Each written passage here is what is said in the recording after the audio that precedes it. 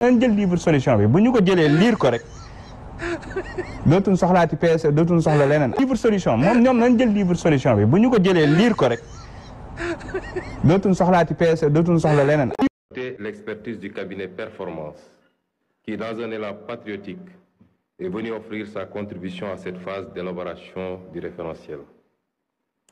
Ce groupe de travail s'est donné corps et âme sans répit durant ces 4 derniers mois à organiser des retraites, des veilles et même pour aboutir aux résultats qui nous réunissent aujourd'hui. Louer les services d'un cabinet pour mu bind ko projet bi moom la ñuy présenté suba donc projet musul am loolu mooy dëgg. Non mais projet bi ñu présenté am na. musul am. On verra ce que demain parce que projet bi ñu wax ni 4000 personnes ñoo ko bind musta am. Ah d'accord. waaw loolu musul am. Donc li ñu présenté suba lan la. li nga xam ne nii bi ñu ñëwee. groupe yi ñu formé woon li ñu problème la am. dama lay wax li ñu présenté suba bi ñu ñëwee groupe de travail yi ñu formé woon. Victor Ndiaye finalisé ko cabinet loolu la ñuy présenté suba. dégg nga wax bi projet amul. waaw noo xamee ni Victor Ndiaye moo ko def. Aujourd'hui, nous sommes exactement à mi-chemin de 2035. Et pendant ce premier cycle de l'émergence, on l'a vu, vous avez bâti les fondements. Et c'est important à l'heure du bilan de le dire aux Sénégalais, le gros œuvre de l'émergence est aujourd'hui en place. Et ce gros œuvre, c'est la partie la plus difficile, comme toute impulsion. C'est la partie la plus coûteuse en investissement public. Et c'est la partie la plus ingrate, parce que le gros œuvre, personne ne peut y habiter. Mais grâce à votre bilan, notre pays peut aujourd'hui engager un nouveau cycle vers l'émergence. En effet, l'émergence économique, ce n'est pas de tout faire, mais c'est de très bien faire des priorités qu'on se choisit.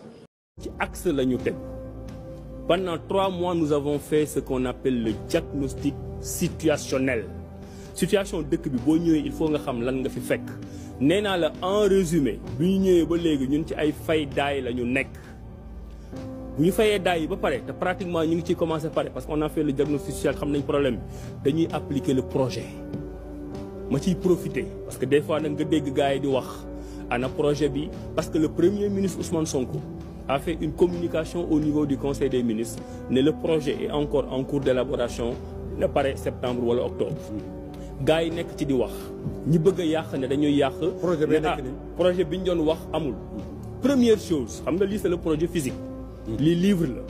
mais lii mooy li nga xam ne moom la Pastef ak la coalition Diomaye présenté pour sénégalais yi fal leen donc lii mënoo wax ne amul même bu dee de mauvaise foi le projet il existe. léegi li tax le premier ministre Ousmane Sonko wax ne septembre ak octobre lay pare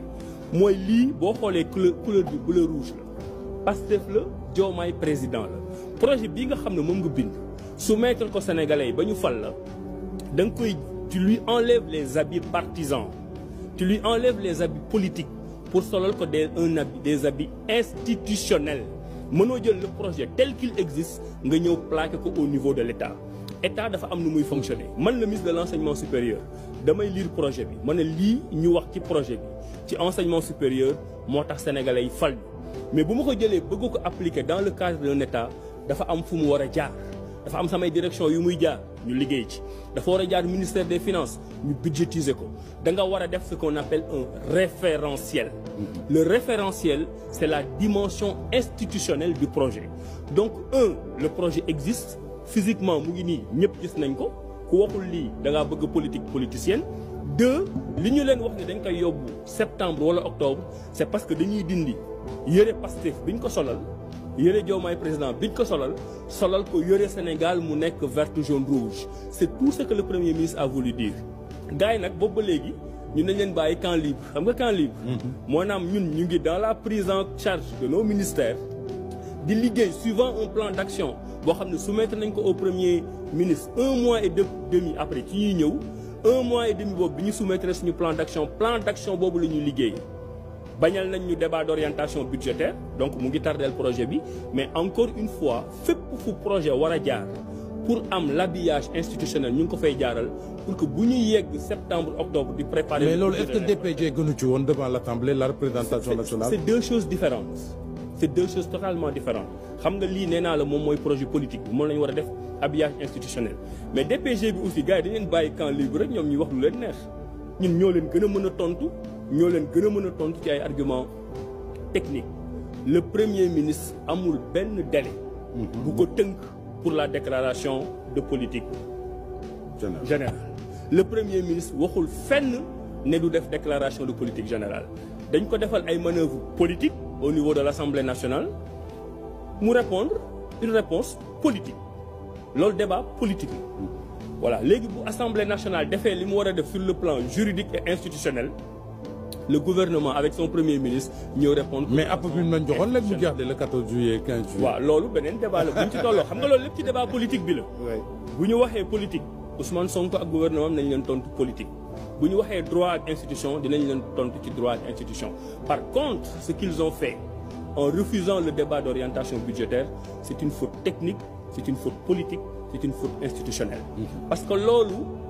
mën naa ne injonction bi mu ngi jógee ci UEMOA. Sénégal dafa nekk ak ay nawleem jël ay engagement au niveau national international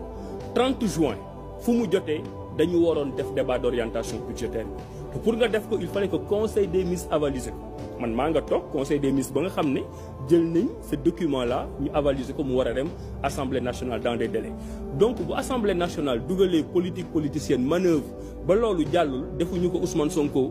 defuñu ko Diomaye Faye defuñu ko Abdourahmane Diouf Sénégal lañ ko def mu ñuy tardeel man nag cette opposition réactionnaire là je veux les appeler à la responsabilité. mais mën nga dalal xelu Sénégalais yi ci loolu du gàllankoor dara ci projet bi. non non du gàllankoor bon dinañ parce que tey par exemple UEMOA bu ñu waroon may 10 sur 10 peut-être 9 sur 10 la ñuy may. parce que daf ñu joxoon délai boo xam ne ci lañ koy def defuñu ko ci mais on a pris toutes les dispositions yéen Sénégalais yi mënuñu imaginer sax ñun charge de travail bi ñu am actuellement waaye nag suñu charge de travail. li koy jafeel mooy ñun suñu compte commencé wul 1 jëm 100 suñu compte dafa. su may wax ak Macky Sall damay wax Macky Sall góor noonu lay def du ma gaar waale de moom day et ay nitam ne leen dem leen saaga bu paree taxaw ne le mag ñi naan moom kay dafa yaru man su may wax ak Macky Sall damay wax Macky Sall li muy ruuma naat bi mu njëkkee génn Sénégal yëpp di ko xaar foog ni Macky Sall lu am solo lay wax. mu ñëw di wax yoo xam ne waxu daanu sareet la lim ci jublu woon yépp mooy gëbal su constitutionnel bi mu am Ismaïla Madior Fall commencé ko toggal naan ko da ngay suspendre assemblée nationale article 52 de la constitution loolu lay rumba naat fi mu toll nii waxaat na ko benn télévision tugal président Tunisie bi foofu télévision boobu la ko demoon waxi dellu si daal di suspendre toutes les institutions à Tunisie Macky Sall barki dem bi mu demee Nations Unies télé boobu la dem waxaat ko dina xam ni Sénégal du Tunisie sénégalais yi ñoo bëggoon assemblée nationale wuyoo assemblée nationale moo tax ñu ne dañuy dooleel opposition moom nee na ses pouvoirs ne dépendent pas de l'assemblée les pouvoirs de l'assemblée ne dépendent pas de lui loolu mooy yoon suñu nee séparation et équilibre des pouvoirs mooy moom ci boppam ay pouvoiru assemblée dépendrul ci moom moom waroon na am kersa di wax ci assemblée parce que mi ngi violer séparation des pouvoirs mais comme c'est un homme volontairement violent dans tout ce qu'il fait moom jàpp na ni Sénégal da koo donn ci ay waajuram xam na ñun ñii ñëpp ay assujettis lañu moo tax mu jàpp ni moom mën na suspendre assemblée nationale bi daa di am tous les pouvoirs di gouverner par ordonnance loolu la gëm Macky Sall Ismaïla Madior Fall même mu teg fee nga xam ne musiba bu mu dugg nag moo ko fay dugal loolu la ko gëmloo fi mu toll nii waaye ba ñu yegg ca waaye teel nañ ko dànqaafu te wax nañoo ak sénégalais yi moom mënul fecc li sénégalais yi fas sénégalais yi ñoo bëggoon assemblée mel nii ñoo bëggoon opposition bi am fa doole ba lu fay ñëw dinañ ko mën a càmbar te noonu lañ koy càmbaree nag te fan yi di ñëw assemblée nationale dina neex de li muy tiit li ko tiital ba muy bax-baxi loolu dina am assemblée nationale dina doon un lieu de débat boo xam ne mbir yi dootul ñëw rek député nelaw ba ñu ne heure vote mu jóg ne voté daa déedéet lu ñu andi dinañ ko càmbar parce que loolu la askan wi namm ci ñun waaye du ñu yem ci loolu ñun dañuy yóbbu dinañu proposer ay loi teg ko sur la table loi yu dëgër nag loi yu leer nañ dinañu càmbar budget bi nga xam ne moom la war a teg ci table assemblée nationale ba mu leer lii mooy intérêt Sénégal lu ko may ñu delloo ko en seconde lecture loolu tax muy annoncer la couleur naan si on bloque moi je prendrai mes dispositions yooyu ay waxu daanu saret la kon ñu ngi rafetlu suñu taxawaayu député bu ñu déglu kenn ci ay donneurs de leçons. mais man dama jàpp ni kilifa gu ni toll waroo mën a taxaw jàkkaarloog askan wi di wax loo xam ne leer na ni bi nga ko wax loolu amut loolu Afrique rek lañ ko ñeme boo ko defoon Europe wala nga def ko feneen doo fanaan en tant que premier ministre. parce que homme d'état dafa am lu ñu xaare ci yow askan wi dafa soxla dëgg dafa soxla xam lu xew xam lan mooy dox ci réew mi. beneen misaal tey Sénégal am nañu pétrole gu bëree bëri waaye kenn xamul pétrole bu nañ koy gérer te déggoo kenn wax ci président Macky Sall moom ak ay nitam ñoo tëju di ko gérer liñ ci xam daal mooy 10% la ci Sénégal am jël nañu 90% yi jox ko. teem lañu toog tabax nañu seeni pipeline fële ci géej ga ci océan ba def pipeline buy duyal bateau yi war a yóbbu ñoom bitim réew. commencé nañoo yuqi. defar nañu pipeline yi ba pare trouvé exploité buñ. dama ne la tabax nañu pipeline yi ba pare ba li war a yebal bateau duyal bateau yi yóbbu ñoom nga xam ne ñun Sénégal maa ngi yow fi ñu toog du ñu xam ci géej ga la ñuy taxaw ñu duyal leen ñu dem ak pipeline bi war a andi biir réew mi lépp defar nañ ko ba pare. ñi xeeb liñ ci am nag ñu ci mel ni ñenn ci opposition bi ñoom jàpp nañ ne pétrole bi li coow li bari yëpp ay 10%. dañu xamul xam nga boo xamul da ngay laajte dara nekkul si laajte parce que boo nee pétrole bi 10% lañ ci am da nga xamul 10% bi li ko indi mooy loi bi ñu tuddee code pétrolier loi bi daf ne ndëgam wut pétrole dafa nekk activité bu bëri risque compagnie internationale yi ñoom ñoo koy def ci àdduna bi yëpp. ñoom ñoo jël risque bi dem léeg-léeg ñu investir ay milliards ba pare perte dem wuti feneen am kon jamono ji nga xam ne ñëw nañu ba ñu jox leen permis ala kuliyaalin Petrosen bi nga xam ne mooy suñu société nationale day am 10% pour mën a lu tax ñu jox ko 10% du ci génnee dërëm mais dina permettre mu nekk ci conseil d'administration yi dana ko permettre lépp lu ñuy def ci wàllu technique comité technique yi wala comité financier yi moom mu toog di seetaan di fekk parce que ëllëg bu ñu amee lépp lu ñu fa dépensé woon dañ koy rembourser donc looloo indi 10% yi bu ñu demee nag ba ay la yéwén découverte am ñu évaluer ko ba xam ne lii danañ ko tàmbali exploiter su boobaa code pétrolier nee na mën nañ dem déjà ba 20% directement Petrosen wala 18% bu dee gaz bi la mais loolu dafa wute encore ak li nga xam ne mooy ñëwaat ci état bi loolu Petrosen la te Petrosen état bi moo ko moom à 100% donc lépp lu Petrosen moom état moo ko moom waaye état li mu gën a moom bu ñu tàmbalee exploité mooy baril bu génn TVA bi taxe yi ñuy fay état bi fa lañ koy jëlee de sorte que boo boolee taxe yi ak li nga xam ne mooy suñu wàll ñun ci production bi dana dem ba bu ñu doxalee tuuti la ci état bi am dana ëpp foofu la nga xam ne moom la compagnie bi di am waaye mbir mi du mbirum ay 10% ak yooyu ku def loolu c'est que wax dëgg yàlla comprendre woon mbir mi ni muy doxee. Très bien. Excellence le président.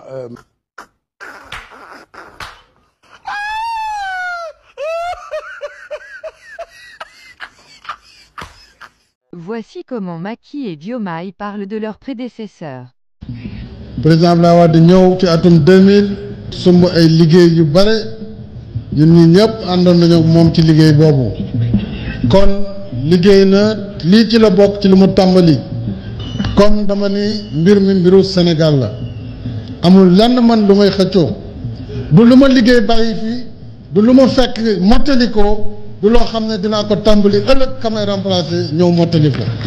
J'ai décidé de donner le nom du stade du Sénégal à mon illustre prédécesseur, le président Abdoulaye Wade, en hommage à son parcours multidimensionnel d'intellectuel, de panafricaniste, d'homme politique et d'ancien président de la République du Sénégal. Ainsi, pour que vive et se perpétue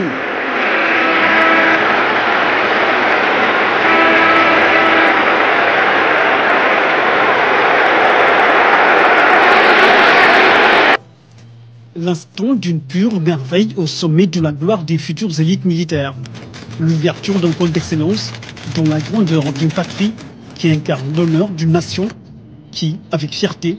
entre dans son cercle fermé des puissances militaires qui forment des officiers de haut rang. C'est ce qui se fait de meilleur dans le monde. Le Sénégal s'invite à la table des plus grands. L'émergence d'une élite militaire made in Sénégal est ouverte au monde. L'Institut de défense du Sénégal est une réponse concrète au défi de la formation des cadres de haut niveau des armées. Composé pour l'essentiel des forces armées sénégalaises et des pays amis, les diplômés ont reçu les félicitations et encouragements du président Bassirou Diomaye Faye. C'est pourquoi la création de l'Institut de défense du Sénégal constitue l'une des plus pertinentes réalisations militaires de notre pays. L'une des plus pertinentes réalisations militaires de notre pays. Ministre bi yor wàllu énergie moom moo jox njiitu réew mi li nga xamante ni mooy jëmmal ndorteelu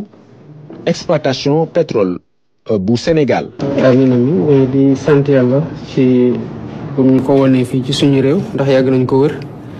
sant yàlla aussi ci bu mu tombeeg suñu ay te di ko ñaan tamit mu jur barke ak naataange ci réew mi di leen ndokkeel rek yéen ministère du pétrole di ci ndokkeel gouvernement bi yëpp ak sous la conduite du premier ministre sous la conduite du premier ministre. du lu ma liggéey bàyyi fii du lu ma fekk mottali ko du loo xam ne dinaa ko tàmbali ëllëg kamay remplacer ñoo mottali ko ndax réew noonu lay doxee. ñi leen di wax nag ni waxtu dëgg. opposition bu jëlee majorité ci assemblée nationale réew mi day taxaw wax ñu leen lu am de opposition waxtu dëgg. bu jël assemblée majorité loolu may réew mi loolu may réew ki nga xam ne moom la ñu jiital ci boppu réew mi mu xam ni amul sañ-sañ boo xam ne lu ko neex def ci réew mi amatul sañ-sañ ku ko neex mu dóor ku ko neex mu tëj ku ko neex mu jox ko ay milliards ci xalal al réew mi lu ko neex mu signé loolu amatul sañ-sañ bi. waxtu dëgg. loolu mooy andi équilibre ci réew mi jox leen opposition bi majorité absolue kon yow citoyen Sénégal bi bul rater rendez-vous bi ñu voté massivement pour l'opposition loolu mooy jàmmu Sénégal loolu mooy andi stabilité définitivement ci réew mi. Je voudrais également lancer un appel aux Sénégalais parce que c'est extrêmement important. Ceux qui vous disent que si l'opposition est majoritaire, le pays sera bloqué. Dans combien de pays l'opposition a été majoritaire? Aujourd'hui en France, le président Macron n'est plus majoritaire, il a une majorité relative mais pas absolue. Aux États-Unis, à toute élection de mi-mandat, à 90%, c'est l'opposition qui arrive majoritaire au Sénat et au Parlement. Et ça n'a jamais bloqué le pays.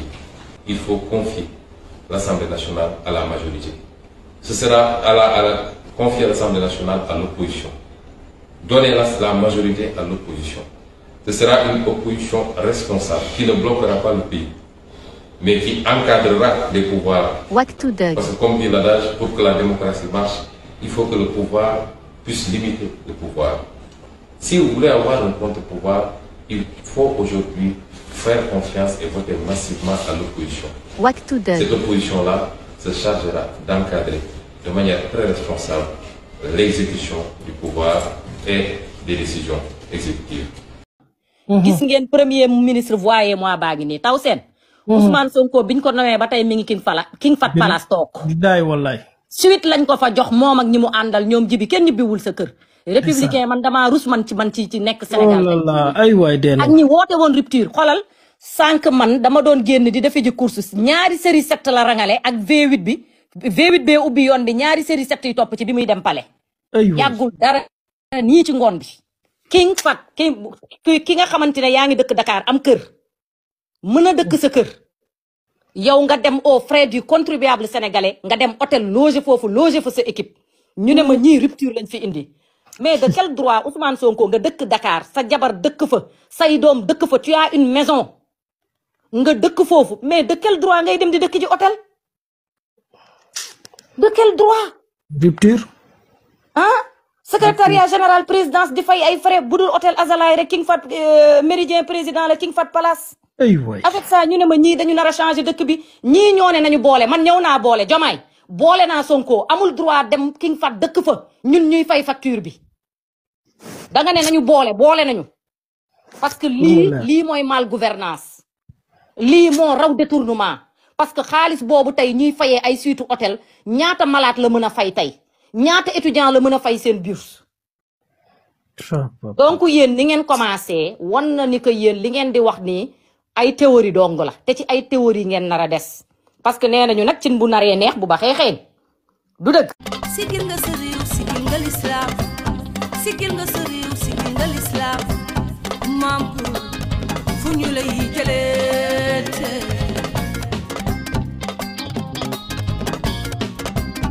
sigil nga lislaam sigil nga sa réew sigil nga lislaam sigil nga sa réew maam